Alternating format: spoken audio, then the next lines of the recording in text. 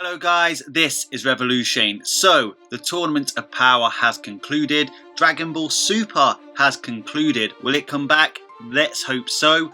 But what we can clarify is where each member of the Universe 7 team lies in terms of their power. This list will be based off the performances in the Tournament of Power, so it will include completed Ultra Instinct and Blue Evolution. Now just before we start, I just want to do two things. The first being, if you are not getting notified when I release a new video, even though you're subscribed, please click that notification button. It has been revealed that YouTube doesn't always notify subscribers. I know it's ridiculous. So please do hit that bell button and you will be notified when I release new content. The second being, I want you to bear in mind where you would put a fit Boo, not fat Boo. We're talking about the Boo that got fit after a few hours training, that fought against base Goku just before the Tournament of Power, just before Boo fell asleep.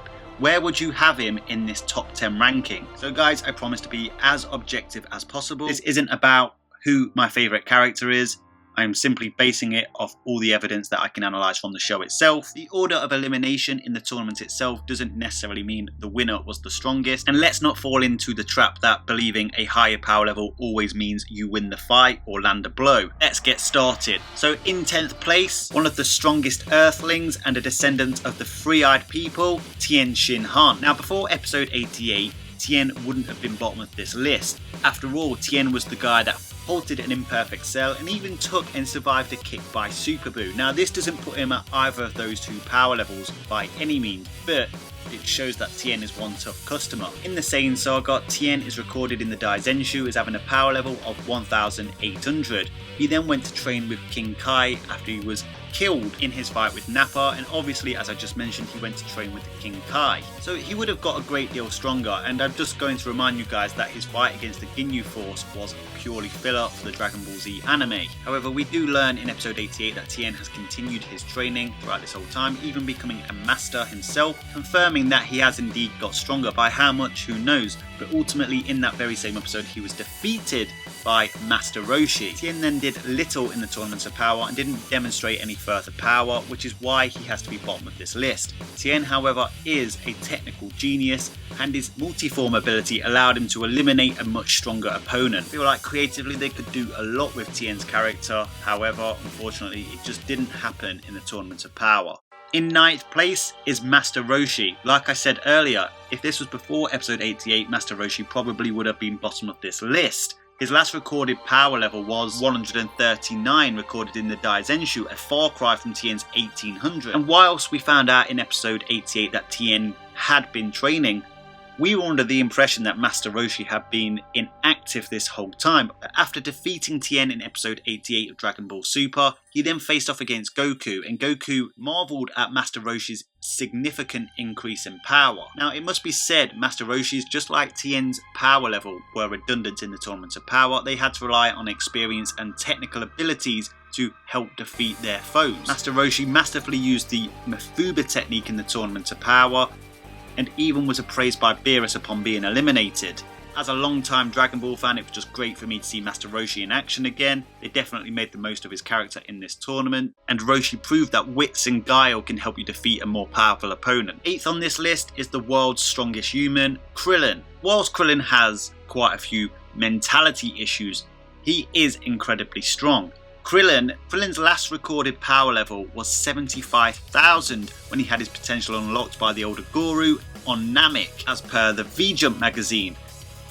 This is vastly stronger than the last recorded power levels of Roshi and Tian. Of course, they've all gotten vastly stronger since then, but Krillin has remained pretty active throughout the whole Dragon Ball franchise. As we saw in episode 84 of Dragon Ball Super, Krillin was able to defeat a base Gohan. He used the Solar Flare times 100, a very intelligent and powerful technique, thus outsmarting Gohan, and he then fought against Super Saiyan Goku. This is a post-Battle of God Super Saiyan Goku, and whilst he didn't demonstrate that kind of power, he did use his smarts, using multiple Destructo discs to divert Goku's attention, which Goku later used as a Super Saiyan Blue against the more powerful Jiren. In episode 123, Goku then later used Super Saiyan Blue against Krillin, but this was simply to test Krillin's nerve. The fact is, Krillin doesn't stand up to even a Super Saiyan Goku in terms of raw power, and I'd be willing to bet that he wouldn't even stand up to a base Goku if Goku was taking the fight seriously. In episode 84, it was just testing Krillin's resolve. Krillin was the first eliminated for Universe 7 in the Tournament of Power.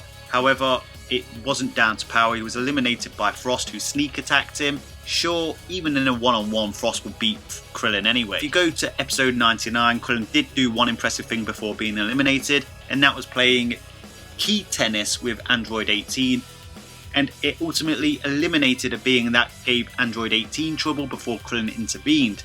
Krillin managed to handle this amount of power, which was impressive in itself. Krillin is still the strongest human in Dragon Ball, though I think in the future Oob will have something to say about that. In 7th place, and this one pains me guys, because I love Piccolo, but objectively, this is where I placed him on this list. In episode 88 of Dragon Ball Super, Piccolo managed to defeat a Super Saiyan 2 Gohan, confirmed that he had kept up with his training. It was apparent Piccolo had attained a new level of power. The only problem was his opponent at that time, Gohan, wasn't the strongest version of Gohan we've seen. Even he had lost his ultimate form, which obviously he regained later in the episode, and when he did regain it, he decimated Piccolo. Now, as Gohan had just re-attained the ultimate form, it's hard to argue that at this very point in episode 88 it was as strong as the Buu Saga ultimate form. And that also destroyed Super Buu, so I'm enticed to say that Piccolo may have reached Super Buu levels in Dragon Ball Super, which is an impressive power-up when you forget everyone else. But in the tournament's power, Piccolo literally did next to nothing apart from being Gohan's bodyguard. He did eliminate a Universe 6 Namekian, but it was hard to gauge exactly where that Universe 6 Namekian's power was in relation to everybody else in the tournament, so it's hard to hand Piccolo any more power-up.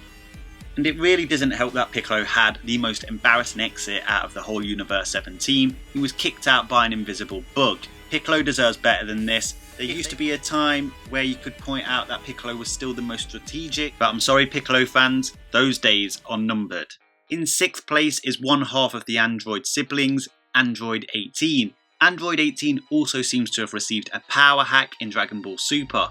Unfortunately, with Ribrianne, apart from being incredibly annoying, her fights with certain powered opponents throughout the tournament were really inconsistent, so she's really hard to gauge. Ribrianne has 3 transformations. In her first transformation, she was fighting on par with a Super Saiyan Vegeta, though Vegeta did find that fight repulsive. In her second form, Super Ribrianne, she fought with base Goku, see what I'm talking about, the inconsistencies, and was ultimately defeated by Super Saiyan Blue Goku with one kick and reverted back down to her first transformation. But then against Android 18, she used her third transformation, which was the big giant Super Ribrianne. However, with the ease Super Saiyan Blue Goku defeated her second form, I think it's fair to say that the second form and the third form are nowhere close to Super Saiyan Blue level. Maybe around Super Saiyan 2 level, maybe the fight against Vegeta was the best comparison for Ribrianne. But Android 18 defeated Ribrianne at her most powerful, which grants Android 18 an incredible power-up. If Ribrianne truly was Super Saiyan Vegeta level, that is post Battle of Gods Super Saiyan level, which is an amazing amount of growth for Android 18, but I guess if Android 17 could do it, why can't Android 18? In 5th position is True Ultimate Gohan. Now Gohan's power with his ultimate form in Dragon Ball Super is once again hard to gauge. We know at the end of Dragon Ball Z he was the most powerful non-fused character come the end of Z, but upon regaining his ultimate form in episode 88, it seems like we've now been introduced to what the true power of this ultimate mystic form is. People often forget that Ultimate Gohan in the Buu Saga went straight to battle upon receiving the transformation. This time around, however, Gohan did do some training with this transformation around 20 plus hours. I know that's still short, but it is what it is. Gohan was able to compete with a Super Saiyan 2 post-Battle of Gods Goku and eventually started to get the better of him, and eventually traded blows with Super Saiyan Blue Goku. Now I know there's a big difference between those two transformations, so it's a bit vague as far as I'm concerned. Episode 123 we saw True Ultimate Gohan get overwhelmed by regular state Toppo, which leads me to believe that True Ultimate Gohan is probably around Super Saiyan God Goku level. As we saw Super Saiyan Blue level characters, do quite well against Toppo. For example, Goku in the exhibition match, Vegeta in the Tournament of Power. Still, reaching post-Battle of Gods Super Saiyan 3 or Super Saiyan God levels is still an amazing amount of growth for Ultimate Gohan, but this could just be the true version of this mystic form. In 4th place is True Golden Frieza. Now, just before the tournament started in episode 95, Golden Frieza knocked out in one punch Super Saiyan Blue Goku, which means his high tier Super Saiyan Blue levels. You could argue that Golden Frieza stayed in his golden state. He didn't revert back down to his final form like Goku reverted back down into his base, so you could say maybe Frieza had a slight advantage there. However, during the tournament he didn't really demonstrate that much power, simply because he mostly spent his time picking on weaklings. When it came to fighting tougher opponents, he either took their back or got an ass whooping. So in terms of demonstrations of further power beyond episode 95, there is simply nothing to support this. Obviously, he was one of the 2 people to take down Jiren in the end, but by this point Jiren had been drained by Master Ultra Instinct Goku, so it doesn't really count. In 3rd place is the MVP of the tournament. Now let's get this straight, even if he wasn't the MVP of the tournament, he would have been the most important player in this tournament, because without Android 17, Universe 7 would not have won this tournament. Android 17 shocked us all when he came back in episode 86 of Dragon Ball Super and competed with a Super Saiyan Blue Goku. Goku even said he didn't intend to use Super Saiyan Blue. Whilst Goku often suppresses himself in Super Saiyan Blue, he wasn't here.